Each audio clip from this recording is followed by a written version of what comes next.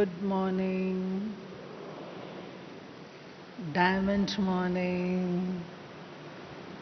diamond morning. अच्छा, आज का विषय हमारी यंग स्पिरिट को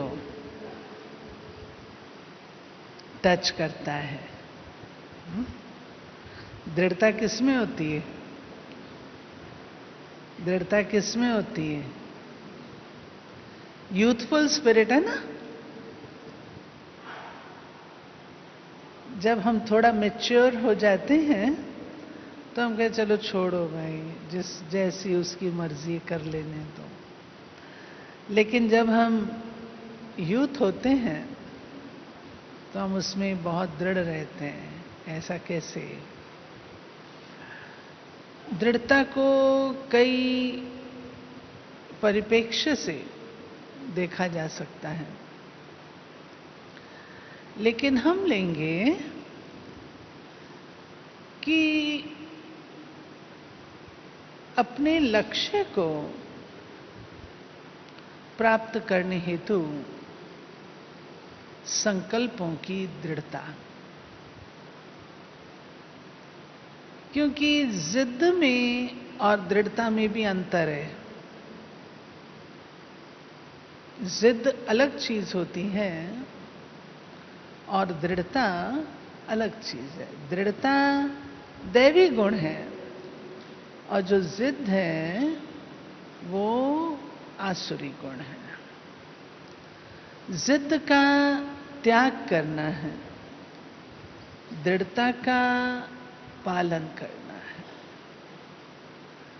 तो जब हम बाबा के बच्चे बनते हैं, वैसे भी मैं समझती हूँ कि हमारे भाइयों में ये एक विशेष गुण होता है। भाइयों का गुण होता है, भाइयों को बताते हैं कि दृढ़ रहना चाहिए, अपने डिसीजन बार बार बदलने नहीं चाहिए। दृढ़ता, एक बार कह दिया तो उसको पालन करना है। ऐसा ही होता है ना भाइयों में। अब इसको हम थोड़ा सा दिव्य बनाएंगे, क्योंकि हम तो देवता बन रहे हैं ना। हमने अपने लक्ष्य को प्राप्त करना है, देवता बनना है। तो देवता बनने के लिए जो हमारे संकल्पों की दृढ़ता है, उसका अर्थ क्या है? एक तो पहली बात कि जो भी संकल्प मैंने किया है, क्या मेरा उसमें पूर्ण निश्चय है?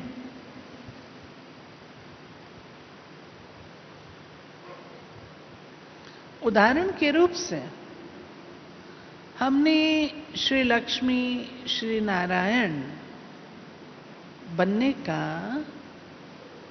लक्ष्य रखा है। हम जानते हैं विश्व महाराजन एक ही है। उसके बावजूद भी अगर हम अपने व्यवहार को देखें, प्रैक्टिकल लाइफ को देखें, अगर कोई हमसे ये कहता है कि भाई लक्ष्मी नारायण तो एक नहीं बनना है, आप क्यों नहीं राम सीता बन जाते हो? तो हम हाथ खड़ा करेंगे उसमें। लक्ष्मी नारायण जी की सीट पर जबरदस्त कंपटीशन है। श्री राम श्री सीता की सीट पर कोई भी कंपटीशन नहीं है, वो फ्री खुली है ना। फ्री है, किसी की आंख भी नहीं जाती उस पर। तो आप उसको ही ले लो। तो कोई राजी होता है लेने को? कोई भी राजी नहीं होता कि हमने राम सीता नहीं बनना। बनना है तो लक्ष्मी नारायण ही बनना है। जबकि पता है एक नहीं बनना है, तो भी हम सब लाखों के अंदाज में उसी सीट पर लगे हुए हैं। क्यों लगे हैं? क्योंकि हमें निश्चय है, हमने अपने इस संकल्प को निश्चय पूर्वक धारण किया है कि मुझे लक्ष्मी नारायण ही बनना है, और बनेंगे। क्योंकि जो अपने संकल्प में ही निश्चय नहीं रखेगा, वो तो पहले हारा हुआ है, पहले ही हार गया। नहीं, तो हमने लक्ष्मी नारायण ही बनना है। रेस है, ठीक है, हम दौड़ रहे हैं, बाबा ने रेस डिक्लेयर थोड़ी कर दी है, दौड़ रहे हैं। केवल एक ब्रह्मा बाबा की डिक्लेयर्ड है, बाकी तो डिक्लेयर्ड नहीं है ना। तुम्हारा नंबर लग सकता है। कल दादी जान की कुमारों को कह रही थी 8 में आना, अष्टरत्नों में आना, क्योंकि अभी दौड़ रहे हैं, लास्ट सो फास्ट भी तो हो सकता है ना। तो अपने संकल्पों में दृढ़ता तब आती है जब हम अपने उन संकल्पों के ऊपर पूर्ण रूप से निश्चय रखते हैं। अगर निश्चय नहीं है तो हम उस दृढ़ता को पालन नहीं कर सकते। ये पहला इंग्रेडिएंट है दृढ़ता का। दूसरा है निष्ठा। आपने निश्चय तो किया, लेकिन क्या आप सच में निष्ठ हैं, डिवोटेड हैं, डेडिकेटेड हैं, निष्ठा पूर्वक उस संकल्प का पालन कर रहे हैं? आपकी अपने संकल्प में निष्ठा नहीं होगी तो दृढ़ता कहां से आएगी? निष्ठा समझते हैं ना, फुल रूप से डेडिकेशन, फुल रूप से। तो मेरी निष्ठा भी चाहिए, श्रद्धा भाव।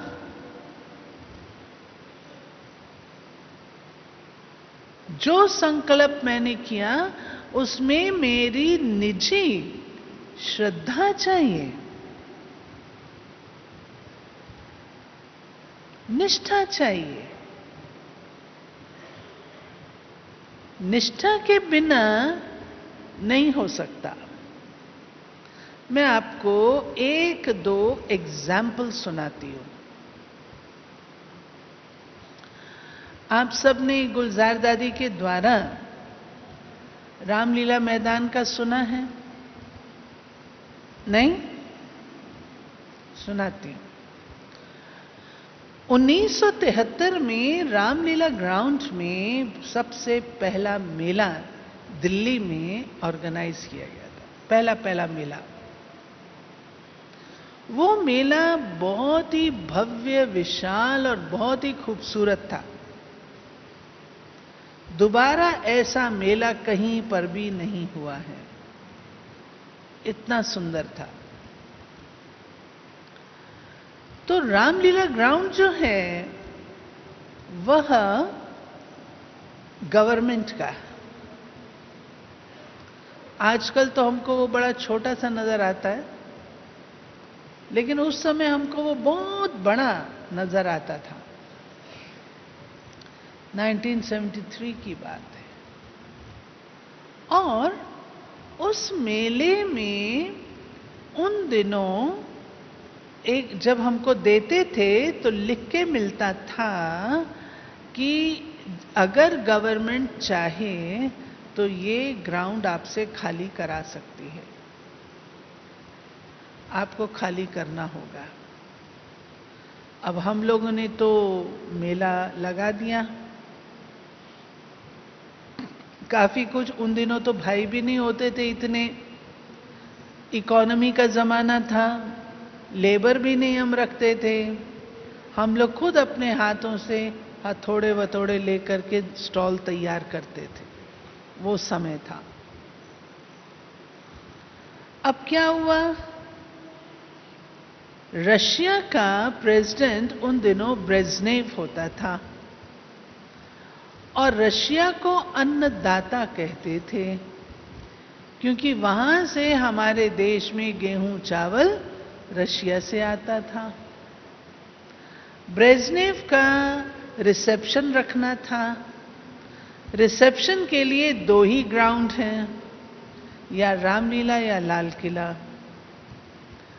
इंदिरा जी का लेटर आ गया, इंदिरा गांधी थी प्राइम मिनिस्टर, कि ये स्थान खाली करना होगा क्योंकि ब्रेजनेव का रिसेप्शन है।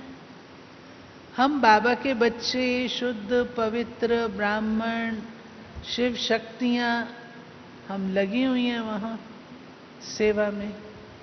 बड़े दादी आकर 1.5 महीना रहे थे, बड़े दीदी आके रहे थे, सब भारत से बड़े बड़े महारथी सब वहां उपस्थित थे। अब क्या हुआ, उनका लेटर आया तो हम खाली करेंगे? हाँ, खाली करेंगे? तो कहा भाई खाली तो नहीं करेंगे। बड़ी दादी ने कहा खूब योग लगाओ, दादी खुद योग करवाती थी, योग लगाते थे। तो किसी ने कहा कि भाई चेंज देख तो लो, चेंज तो कर लो, और कोई और जगह देख तो लो, अगर गवर्नमेंट ने आके उखाड़ दिया तो क्या करेंगे? तो हमारे बड़ों ने दृढ़ निश्चय रखा कि हम बिल्कुल खाली नहीं करेंगे, गवर्नमेंट को कहीं भी जाना हो जाए, लेकिन हम नहीं खाली करेंगे। वक्त वक्त की बात होती है, ऐसा सामना आज नहीं करना, लेकिन वक्त वक्त की बात होती है। बड़े बैठे हैं, बड़ों के डायरेक्शन प्रमाण काम करते हैं। तो बड़ों ने कहा नहीं, हम लोग यहीं योग करेंगे और यहीं पर होगा। फिर इंदिरा जी ने अपना सेक्रेटरी होता था ओपी धवन, धवन जी को भेजा, जाओ देखो इनका मेला कहां तक तैयार हो गया है। तो हम लोगों ने रातों रात दुर्गा देवी की मूर्ति कलकत्ता से मंगाई थी, वो सेट कर दी। जब दुर्गा देवी की मूर्ति सेट हो गई, अब मूर्ति को तो हटा नहीं सकते ना वहां से। तो दूसरे दिन सवेरे धवन जी ने कहा इंदिरा जी को, ये तो बड़ी मुश्किल बात हो जाएगी, धार्मिक मामला है, दुर्गा जी की मूर्ति को हटा दिया तो मुश्किलात आएगी। तो नेक्स्ट डे अखबारों में आ गया कि ब्रह्मा कुमारियों के आगे सरकार को झुकना पड़ा, और वो जो ग्राउंड था वो हमारे पास रहा, और ब्रेजनेव जी का रिसेप्शन लाल किले में। ये एक है। ऐसे ही जैसे ये हॉल है ना, ऐसा आप लोगों को पता है दिल्ली में इंदिरा गांधी स्टेडियम है। इंदिरा गांधी स्टेडियम में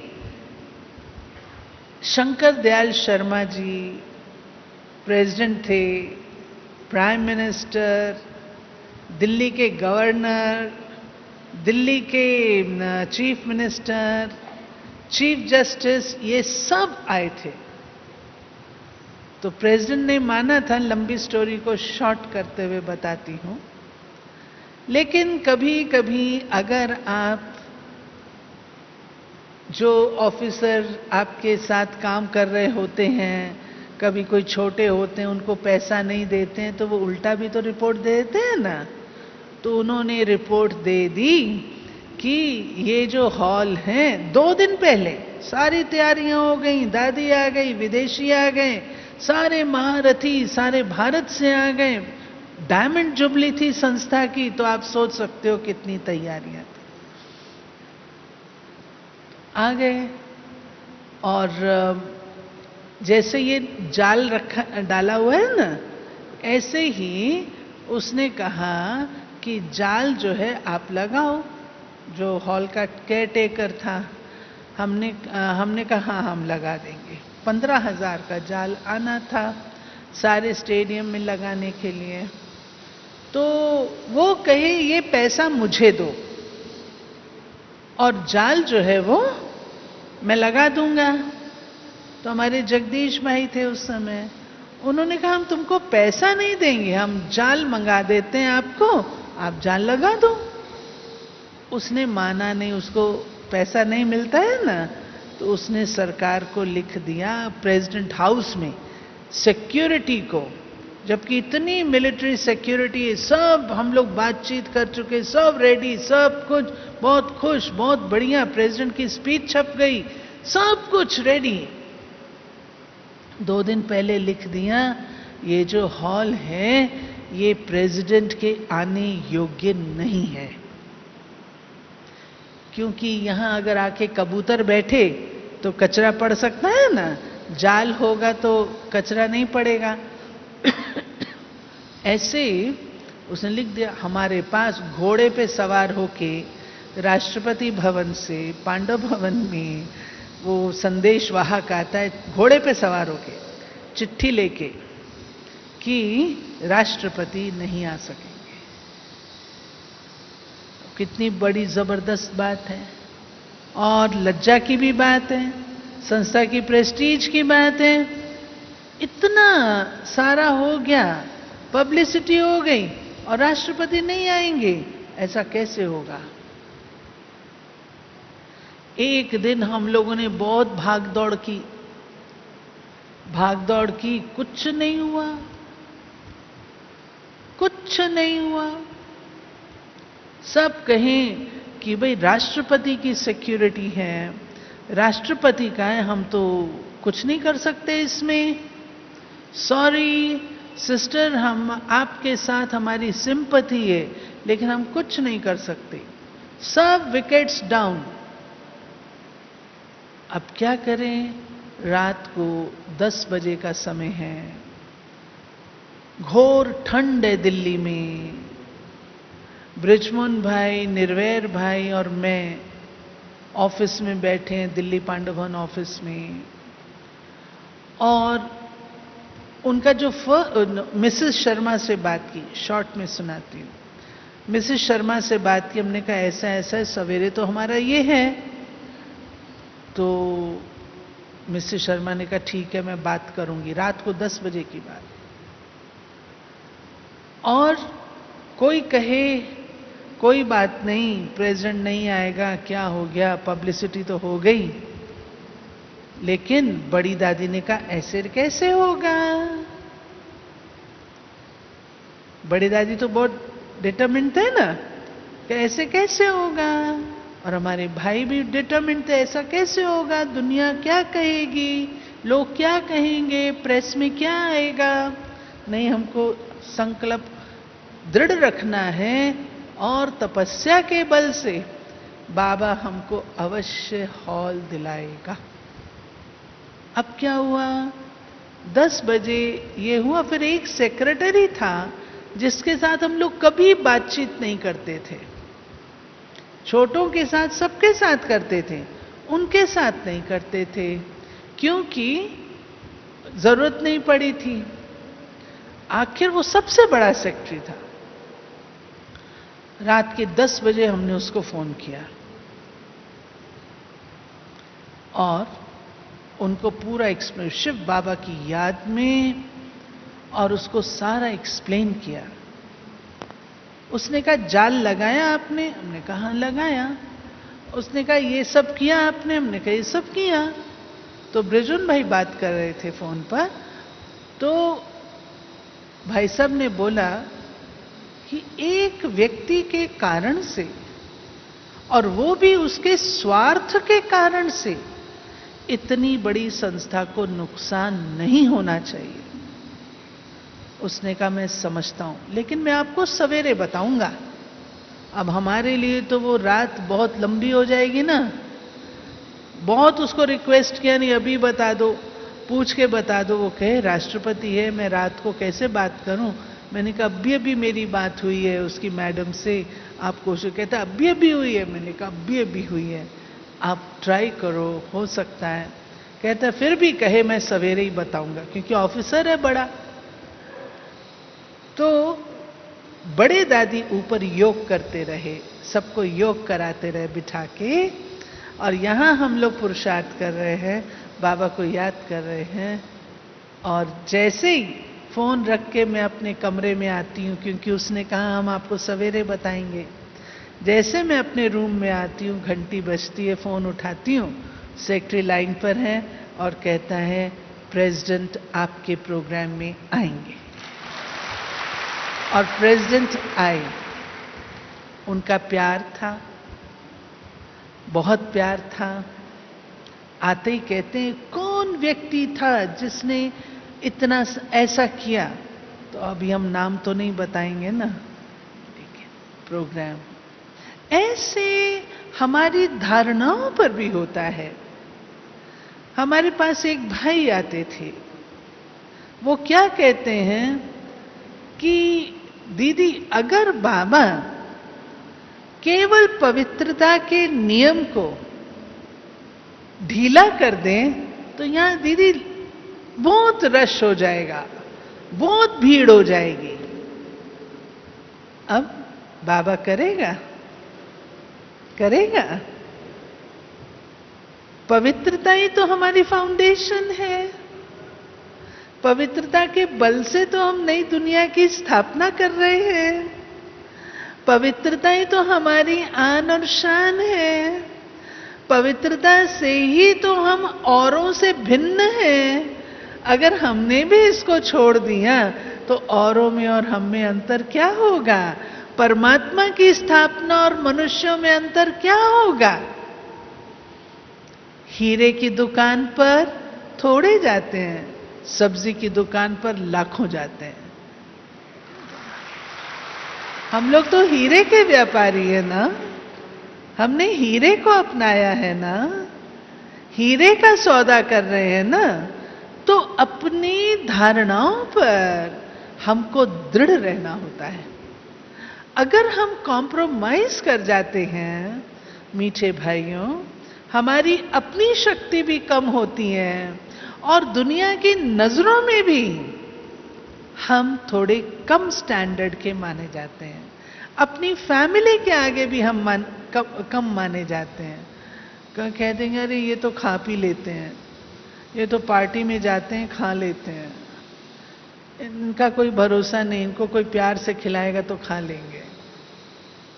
दृढ़ता कि अगर मुझे बाबा ने ये बात कही है तो बाबा ने क्यों कही, मेरा निश्चय चाहिए उसके ऊपर, फिर उसके ऊपर निष्ठा चाहिए।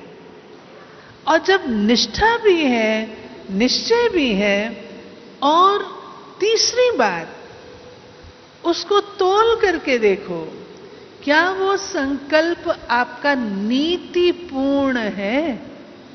तीसरी चीज, नीतिपूर्ण है। नीतिपूर्ण अर्थात अवैध तो नहीं है, बेकानूनी तो नहीं है, नीति वाला है, समझदारी का है। फिर मैं क्यों डरूं? उसको जरूर मुझे तोलना है। मैं अगर किसी को दुख दे रही हूं, कष्ट दे रही हूं, क्या केवल खाने पीने में ही उनको दुख होता है?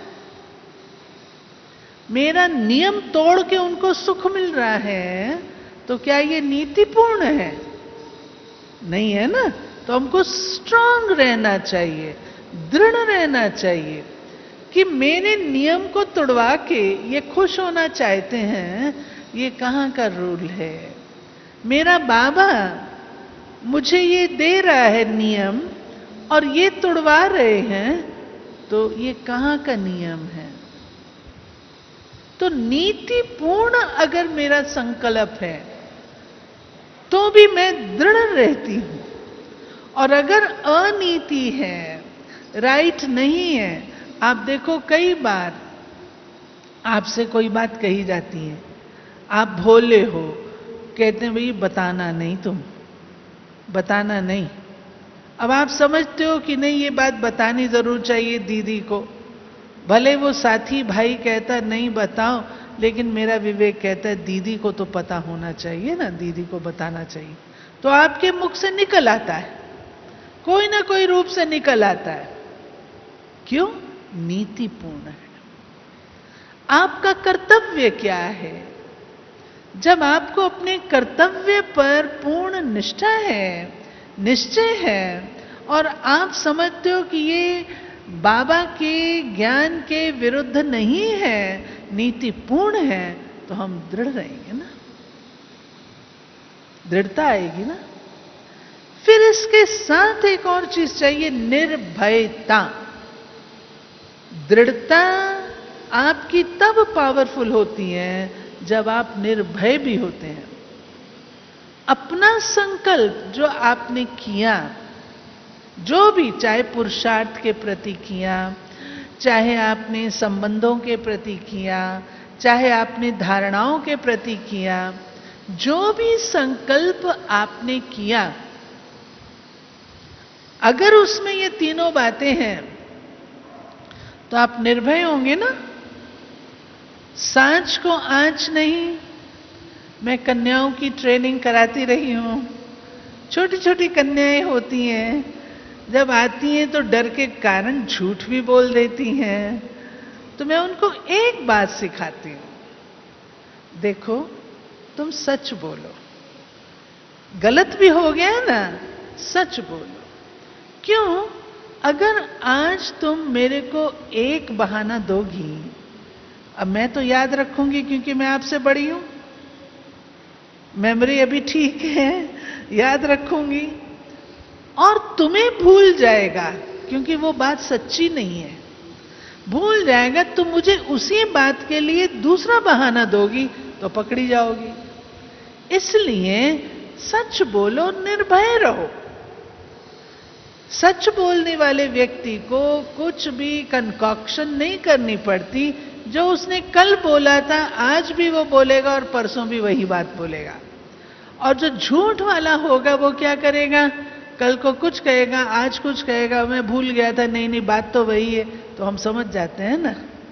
तो निर्भयता, आपको जब पूरा निश्चय है आपके संकल्प के ऊपर और आप सत्यनिष्ठ हैं, इंटेग्रिटी है आपके संकल्प में, ट्रांसपेरेंसी है, ट्रूथफुलनेस है, फिर मैं क्यों डरूं? क्यों डरूं? भले कुछ भी करो। तो निर्भयता से हमारी दृढ़ता स्ट्रांग बनती है।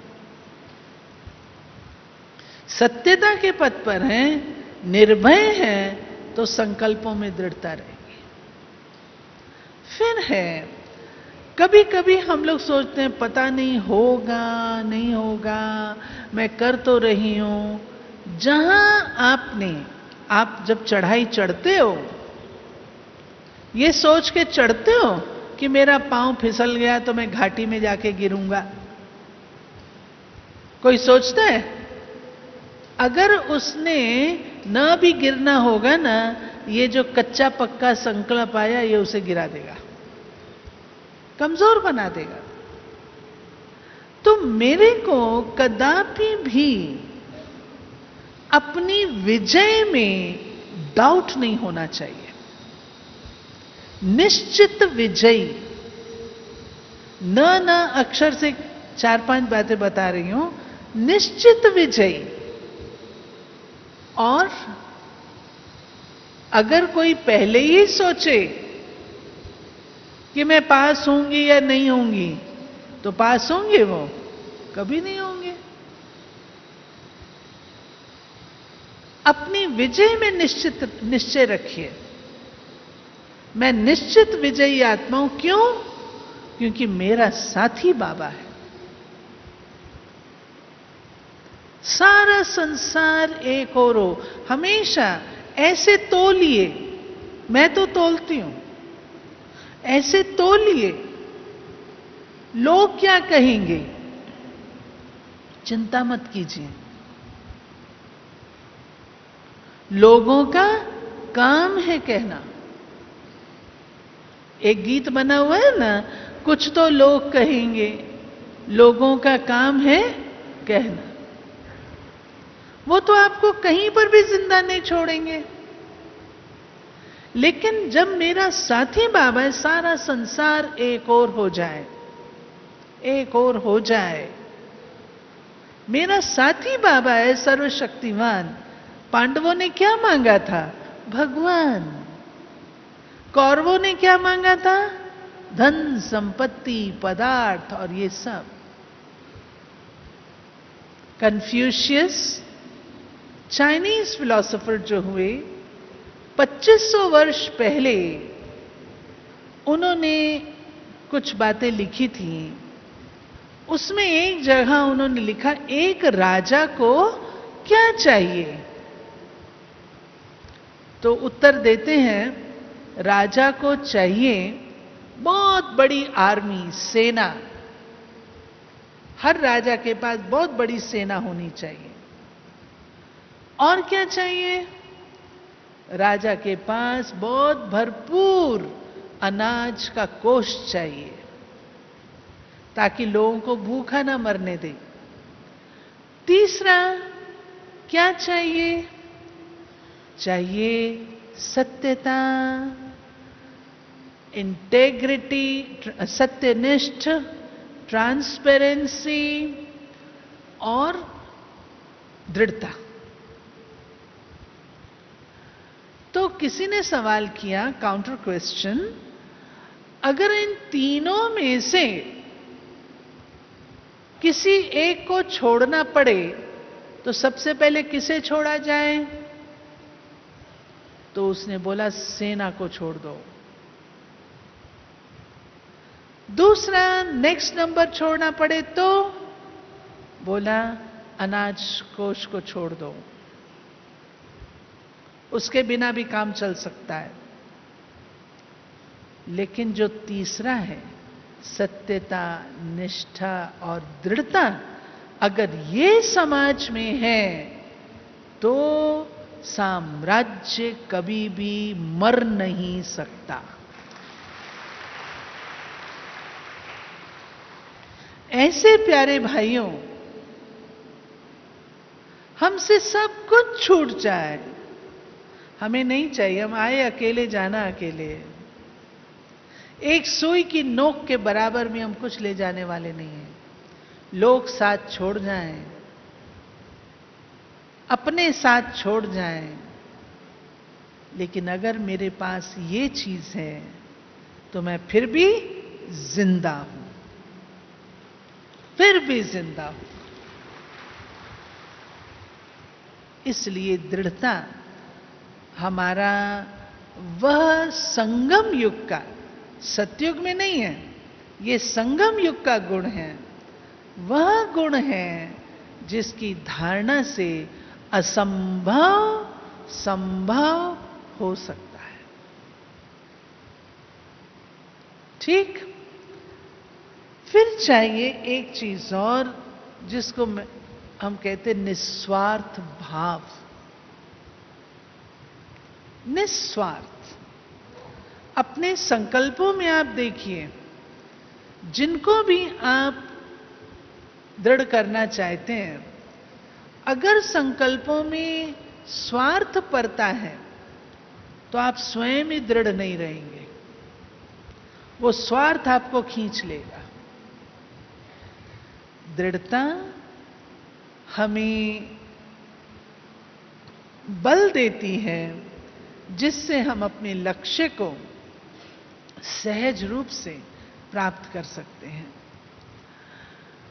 मुझे याद आता है कि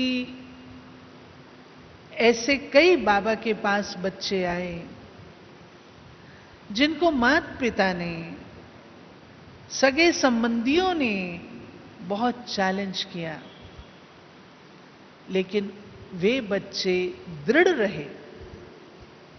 तो आखिर विजयी बन गए। आज हम सबके सामने माया आती है और माया भिन्न भिन्न रूप लेकर आती है। माया सुनहरा रूप लेकर के आती है, लेकिन जो संकल्प मैंने किया उसमें एक चीज और चेक करिए, क्या ये संभव है? जो संकल्प आप कर रहे हैं क्या ये संभव है? अब कोई सोच के बैठ जाए, जी मैं तो ब्रह्मा कुमारी ईश्वरी विश्वविद्यालय का एडमिनिस्ट्रेटिव हेड बनूंगा, तो ये तो संभव नहीं है ना। तो ऐसे संकल्प जो कि संभव नहीं है वो हमको करने भी नहीं चाहिए और उनमें अपनी एनर्जी लगानी भी नहीं चाहिए। वे संकल्प जो साकार रूप लेते हैं, वे संकल्प जो हमारे लिए उचित हैं, जो बाबा ने श्रीमत के आधार से हमें बताए हैं, बच्चे इनका पालन करना है, उनके प्रति हमारी दृढ़ता अवश्य बनी रहनी चाहिए। जब व्यक्ति दृढ़ होता है तभी वो महावीर कहलाता है। बार बार हार खाना शोभा नहीं है। महारथी का हार खाना शोभा नहीं है। महारथी को वे सब ट्रिक्स आ जाते हैं। सबसे बढ़िया ट्रिक है उड़ जाना। जो सिचुएशन आपको सामने लगती है कि ये ठीक नहीं है, वक्त भी होता है, ये सिचुएशन इस समय राइट नहीं है, बाबा कहते हैं उड़ जाओ, उड़ जाओ, उससे पार हो जाओ, विड्रॉ कर लो और जब पावरफुल बनो तो फिर आ जाओ। इस प्रकार दृढ़ता के साथ अगर हम अपने पुरुषार्थ के पथ पर आगे बढ़ते रहते हैं तो खुद को संतोष भी होता है, दूसरों के लिए हम उदाहरण भी बनते हैं, आदर्श भी बनते हैं और उसके साथ साथ हम स्वयं को विजय का तिलक भी देते हैं।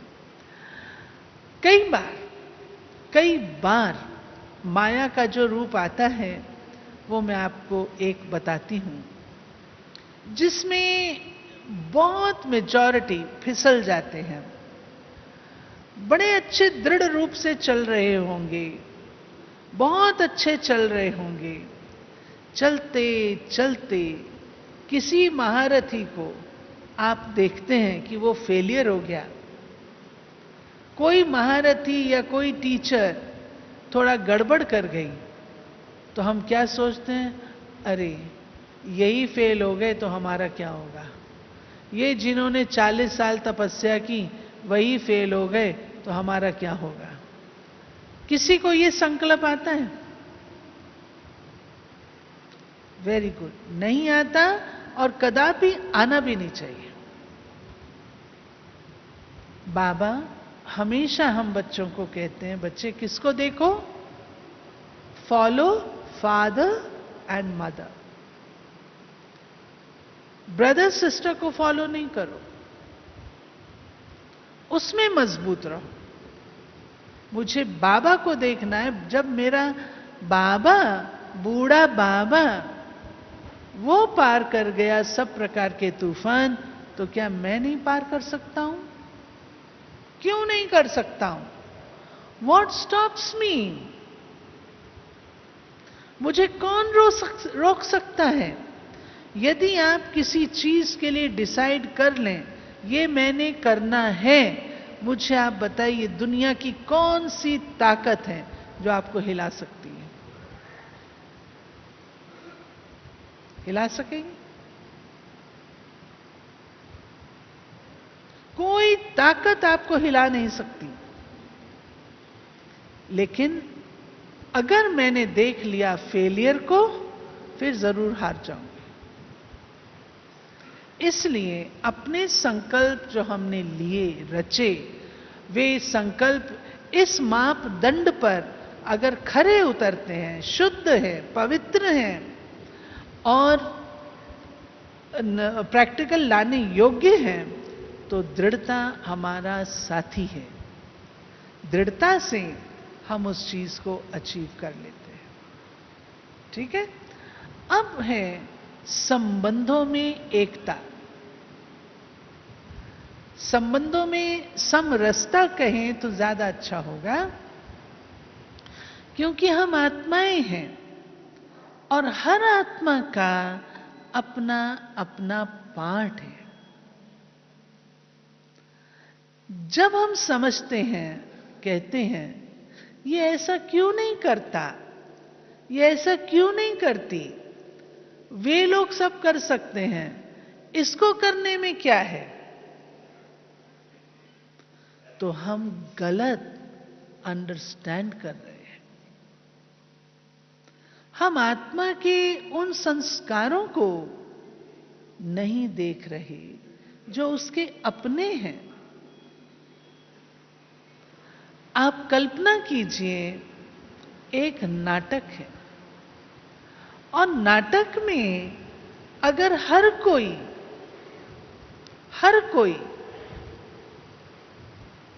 एक जैसा पार्ट प्ले करे, आप उस नाटक को पसंद करेंगे? वैरायटी चाहिए ना।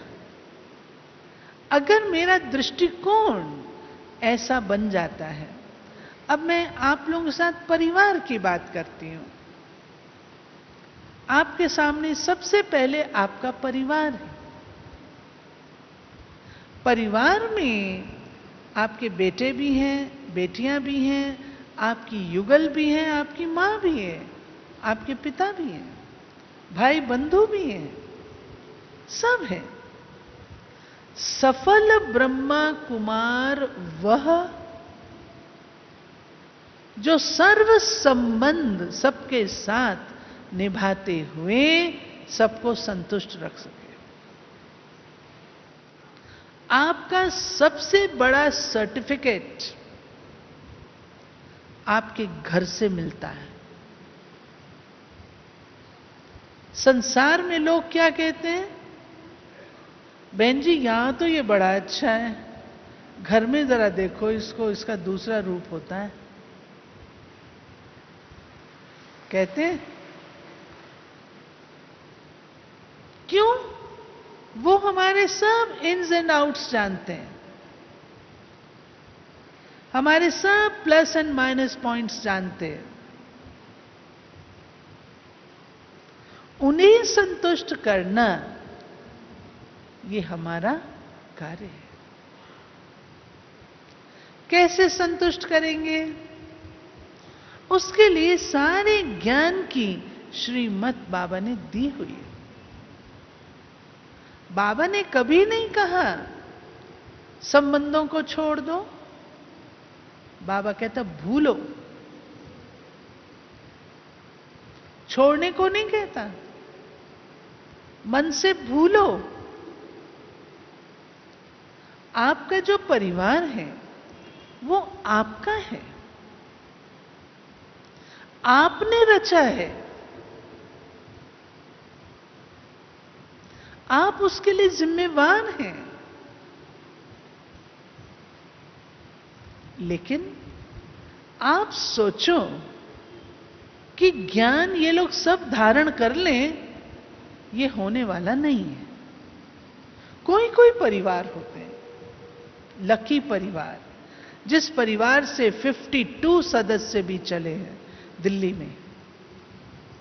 दिल्ली में पहला एक परिवार निकला जो हमारी विमला बहन आगरा की है ना, उनकी बड़ी बहन, रिलेटिव्स, मां बाप सब दिल्ली का परिवार है। ये 52 लोग परिवार के चलते थे। वो समय था, आज भी हो सकता है, जरूरी नहीं सब परिवारों में हो, आज भी हो सकता है। जबरदस्ती आप किसी को भी ज्ञान सुना नहीं सकते। हमें उनको अंडरस्टैंड करना है। माता पिता होते हैं, उनकी 3 कन्याएं होती हैं मानो। एक पूरी तरह समर्पित हो जाती है, दूसरी कहती है नहीं मैं ज्ञान सेंटर पर नहीं रह सकती, लेकिन मैं शुद्ध जीवन जीऊंगी, नौकरी करके चल रही है। तीसरी होती है वो कहती है मुझे नहीं, मुझे तो गृहस्थी में जाना है। तो माता पिता जबरदस्ती कर सकते हैं? जो बच्चा जैसा सेट होना चाहता है उसको वैसा सेट कर देना चाहिए। आप हल्के रहेंगे। हां, माता पिता के नाते से एक बार अच्छी तरह ज्ञान उनको बताना, मधुबन की यात्रा कराना, ये आपका परम कर्तव्य है। क्योंकि जो चीज आपको मिली है वो आप बच्चों को अवश्य देना चाहते हैं। एक बारी जरूर दो, उसके बाद उन्हें अंडरस्टैंड करो।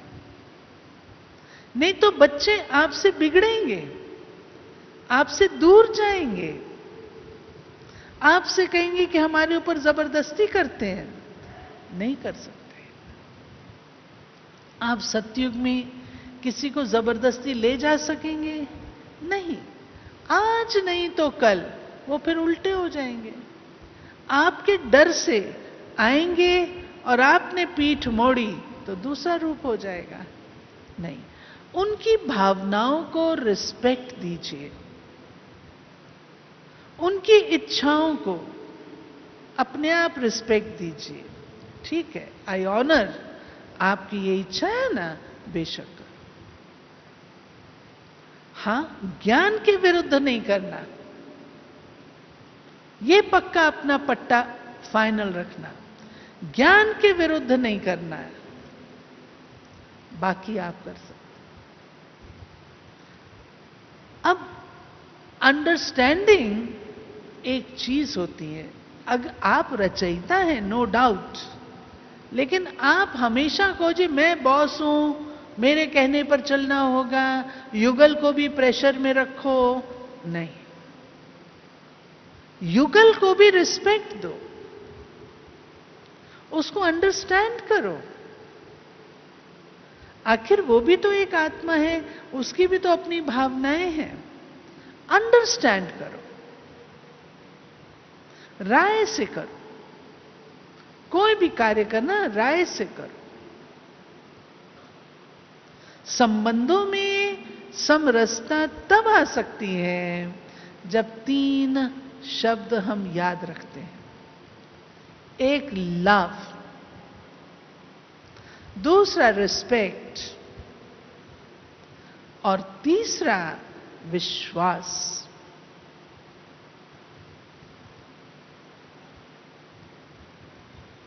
हम कहां ट्रस्ट करते हैं?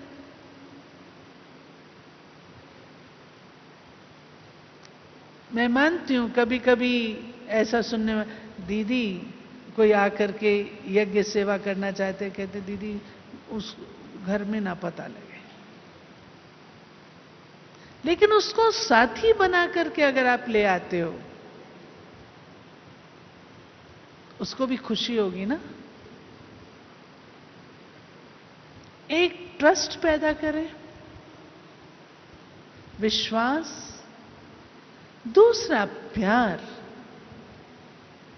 आज है कोई बैठा हुआ जो कहे मुझे प्यार नहीं चाहिए? है कोई जो कहे मुझे प्यार नहीं चाहिए? सबको चाहिए। किसको नहीं चाहिए? बच्चा भी है ना, वो भी चाहता है कि उसको प्यार से बोलो। आपके बच्चे, आपकी साथी, उसे नहीं चाहिए स्नेह? फिर सुनने को क्या मिलता है? आप औरों से तो बहुत मीठा बोलते हो और घर में आते तो ऐसा बोलते हो। सुनने को मिलता है ना। बाहर तो बड़े अच्छे रहते हो, घर में आते ही रूप बदल जाता है। क्यों? नहीं चाहिए। हम ब्रह्मा कुमार हैं और सूक्ष्म रूप से आपको बता रही हूं। ये क्यों होता है? ये ऊपरी स्तर की बात नहीं है, सूक्ष्म पुरुषार्थ की बात है। आपकी अंदरूनी अटैचमेंट और डिपेंडेंस है, इसलिए आपका व्यवहार ऐसा हो जाता है। चेक कर लेना, अच्छी तरह चेक करिएगा। अटैचमेंट और डिपेंडेंस, उसको रूहानी बनाइए। रूहानियत में सच्चा प्यार की लेन देन है, सच्चा प्यार, निस्वार्थ प्यार। और जहां आप परिवार में इस तरीके का व्यवहार करते दूसरे प्रकार का, वो शो करता है बॉसिज्म। आप अधिकार रखते हैं, अधिकार उस पर रखा जाता है जिससे अटैचमेंट होती है, अधिकार उस पर रखा जाता है जिस पर डिपेंडेंस होती है। चेक करिएगा सूक्ष्म रीत से। रिस्पेक्ट और लव और ट्रस्ट, ये तीन चीजें। अंडरस्टैंडिंग, जहां हमारे बीच में अंडरस्टैंडिंग है तो कोई भी हमें कुछ नहीं, लेकिन रूहानियत का वातावरण, रूहानियत का। मानो आपको बच्चे कहते हैं, पिताजी हमारे साथ बैठ करके न्यूज देख लो। आप कहते हो भाई मैं पिक्चर नहीं देखता, मैं सीरियल नहीं देखता। ठीक है, नहीं देखते, न्यूज देख लो, कुछ जाता है? परिवार के साथ बैठ करके आपस में अच्छे अपने लाइफ के एक्सपीरियंसेस शेयर करो। आपकी लाइफ में कितने एक्सपीरियंसेस बाबा ने दिए हैं, उन्हें शेयर करो। ज्ञान सीधा ना सुनाओ,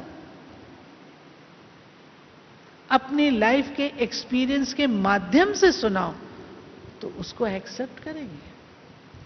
आज मैं सच कहती हूं, जिस समय हमारे पिता हमको सुनाया करते थे डाइनिंग टेबल पर डेली विदाउट फेल, रात को हम सब इकट्ठे परिवार भोजन करते थे और पिताजी अपने जीवन के हमको अनुभव सुनाते थे। उस समय हम माँ को कहते थे मम्मी हमको पढ़ना है, हमको जाना है। उस समय हमको लगता था, लेकिन आज हम याद करते हैं, यह आपकी पालना है। परिवार को रूहानी रूप से पालना इस रूप से आप दे सकते हो। सब थोड़ी धारणाएं अपना लेंगे, लेकिन अनुभव से सुनो, अनुभव दो, उससे वो सशक्त होंगे और उससे वो आपको अप्रिशिएट करेंगे। ठीक है, बाबा ने हम बच्चों को कहा है शुद्ध प्रवृत्ति मार्ग है ना हमारा, प्रवृत्ति मार्ग। परिवार को छोड़ के आप कहां जाओगे? कहां जाओगे? सेंटर रखेगा आपको? बोलो। मधुबन रखेगा आपको? बोलो। नहीं रखेगा ना, तो कहां रहना है? परिवार में रहना है। तो जहां रहना है वहां का वातावरण, वायुमंडल योग्य बनाना है।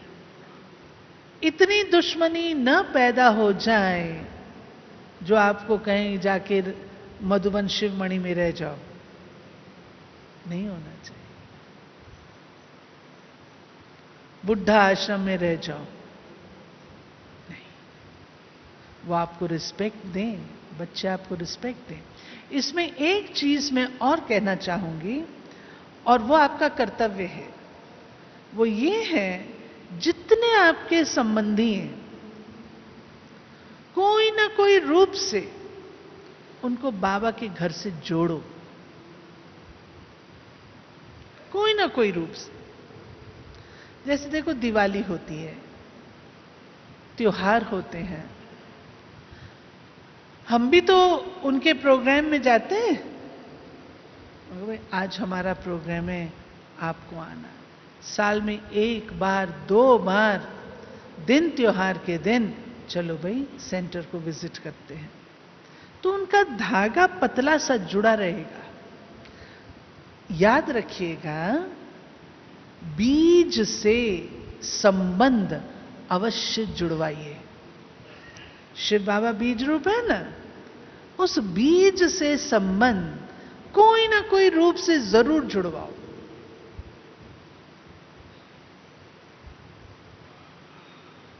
जरूर जुड़वाओ। बाबा तो कहता है नौकरों को भी ज्ञान दो।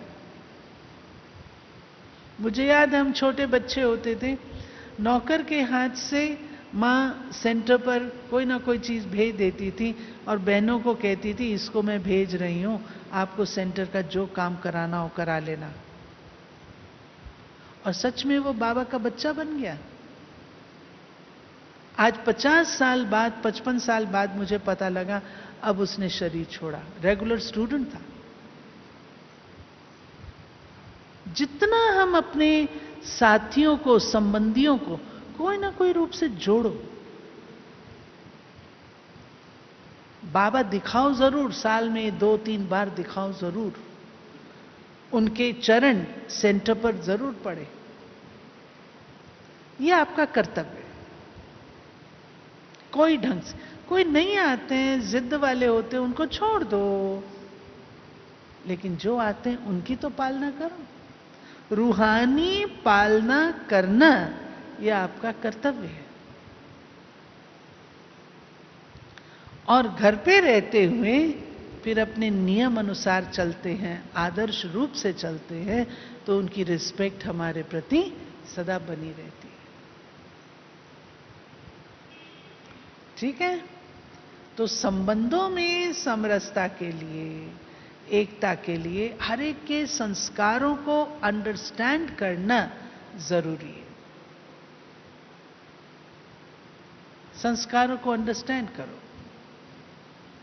संस्कारों को अंडरस्टैंड करेंगे तो आपको दिक्कत नहीं आएगी।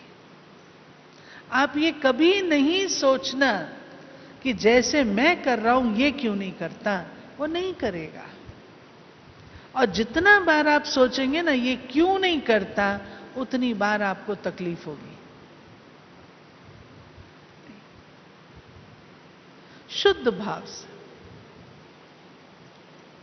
और बाबा के हम बच्चों में इतनी ताकत है, हम घर के वातावरण को मनसा सेवा से भी अच्छा बना सकते हैं। आप बीज रूप हैं। सवेरे उठकर अमृत वेले जब बैठते हो तो अमृत वेले अपने घर को भी सकाश दो, परिवार को भी सकाश दो, भक्तों को देते हैं, दुनिया को देते हैं, प्रकृति को देते हैं, अपने घर में जो बैठे हैं उनको भी तो दो। यस। और वो सकाश उनको पहुंचेगा, पहुंचेगा, तुरंत नहीं पहुंचेगा, धीरे धीरे पहुंचेगा। ये हमारा कर्तव्य है। ठीक है? अब परिवार में रहते हुए हमको भी तो नष्टो मोह स्मृति लब्धा बनना है ना। हमारा भी तो मोह नहीं होना चाहिए ना। अगर हमारा मोह है तो हम फेल हो जाएंगे। साथियों में भी मोह नहीं होना चाहिए। जीते जी, मैंने आंखों देखा है, जीते जी युगल होंगे ना, एक दूसरे को कभी स्नेह से नहीं एड्रेस करेंगे, लड़ेंगे, जोश वाली भाषा होगी। और जब एक साथी शरीर छोड़ देता है ना, उसके बाद उनकी हालत में देखती हूं, फिर उसको याद करते हैं। मैंने कहा माता, जब वो भाई जिंदा था तब तो तुम उसको गाली देती थी और अब तुम रो रही है। कहती क्या करूं दीदी, भूला नहीं जाता। ये सच्ची बात बता रही हूं, 2-3 माताओं का मैंने देखा। मैंने कहा जिंदा था, ज्ञान में चलता था भाई, तब तो तुम उसको इतना टॉन्ट मारती थी, गाली देती थी, ऐसा करता है, ऐसा करता है, ऐसा करता है, और अब वो चला गया तो अब रोती है। कहती क्या करूं, मैं भूल नहीं पाती। Attachment, attachment. हम साथी हैं, एक दूसरे के पूरक हैं, परंतु प्यारे भाइयों अटैचमेंट ना हो। प्यार हो, अटैचमेंट ना हो। ये परहेज रखना, ठीक है। कहते हैं रोज 5 केले खाना। खा सकते हो, खा सकते हो। जो 5 केले खा सकता है वो हाथ खड़ा करे। 5 से ज्यादा भी खा सकते हो, हाँ? 5 से ज्यादा खा सकते हैं, ठीक है, रेस रखेंगे। हाँ, 5 केले कौन से? अकेला हूं, अकेला आया हूं, अकेला जाना है, अकेले में बैठ के अकेले बाबा को याद करना। 5 केले हो गए।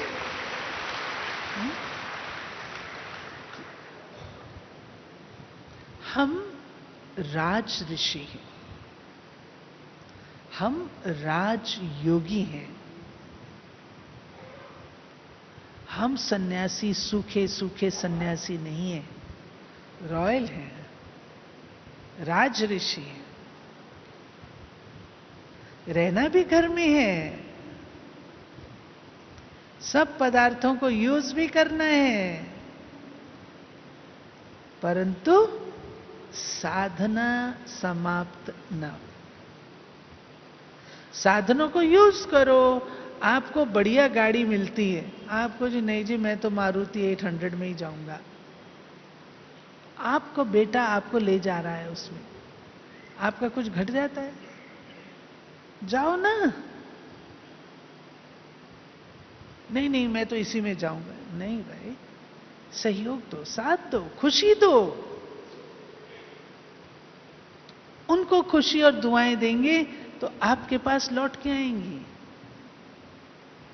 हाँ, मर्यादा में रह के, नियम में रह के, वो हमको लाइन पार नहीं करनी है, मर्यादा की लाइन पार नहीं करनी है। ठीक है, ओके। ओम शांति, ओम शांति।